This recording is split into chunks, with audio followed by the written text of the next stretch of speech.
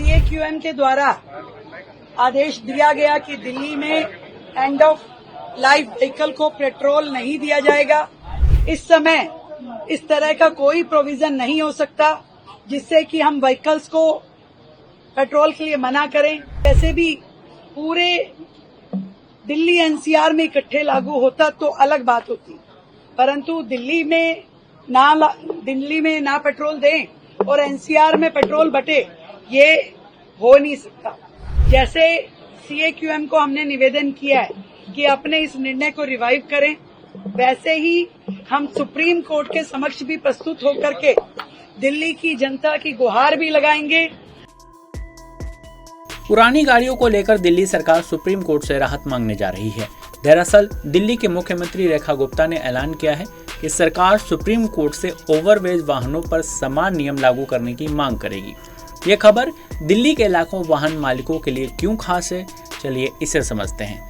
दरअसल सन 2018 में supreme court ने दिल्ली में 10 साल से पुराने डीजल वाहनों और 15 साल से पुराने पेट्रोल वाहनों पर बैन लगा दिया था।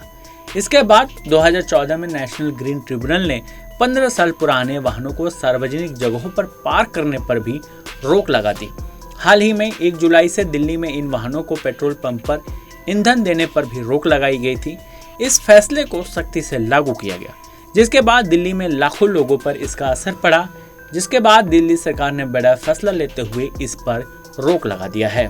दिल्ली के मुख्यमंत्री रेखा गुप्ता ने कहा कि उनकी सरकार सुप्रीम कोर्ट से अपील करेगी कि दिल्ली में भी देश के बाकी हिस्सों की तरह ओवरवेज वाहनों के लिए समान नियम लागू हों। उनका कहना है कि दिल्ली में लागू सख्त नियमों से लोगों को परेशानी हो रही है और सरकार इसे कम करने के लिए प्रतिबद्ध है।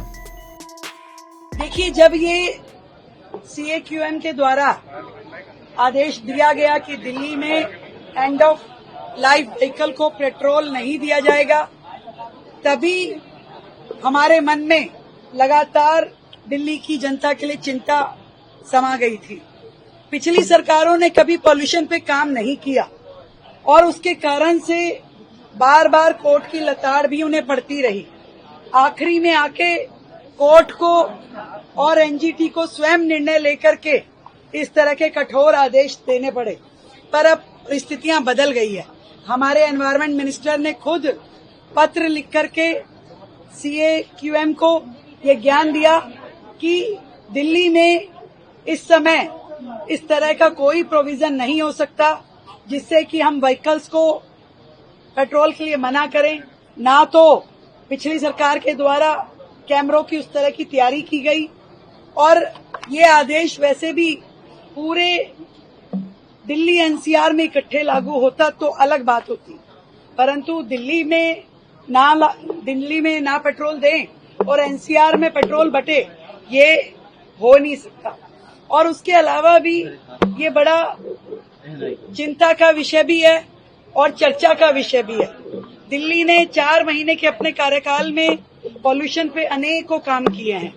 हम चाहते हैं कि सरकार की ओर से, जैसे सीएक्यूएम को हमने निवेदन किया है कि अपने इस निर्णय को रिवाइव करें, वैसे ही हम सुप्रीम कोर्ट के समक्ष भी प्रस्तुत होकर के दिल्ली की जनता की गुहार भी लगाएंगे, सरकार की तैयारियों का व्याख्यान भी करेंगे और उनके हक की लड़ाई को भी लड़ेंगे।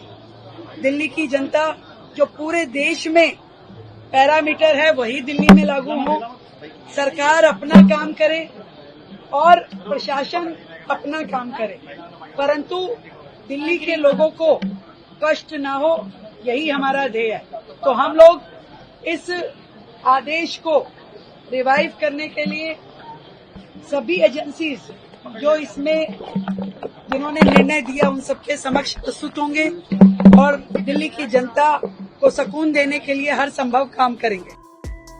दिल्ली के पर्यावरण मंत्री मनजिंदर सिंह सिरसा ने भी पत्रकारों को बताया कि ओवरवेज वाहनों पर ईंधन बैन लागू करना तकनीकी रूप से संभव नहीं है। अगर दिल्ली में ईंधन नहीं मिलेगा तो लोग पड़ोसी शहरों में जैसे गुरुग्राम, फरीदाबाद और गाजियाबाद से ईंधन ले सकते हैं, जिससे नियमों का उल्लंघन और अवैध ईंधन बाजार बढ़ सकता है। सरकार के इस फैसले से दिल्ली में रहने वाले लोगों को फायदा होने की उम्मीद है।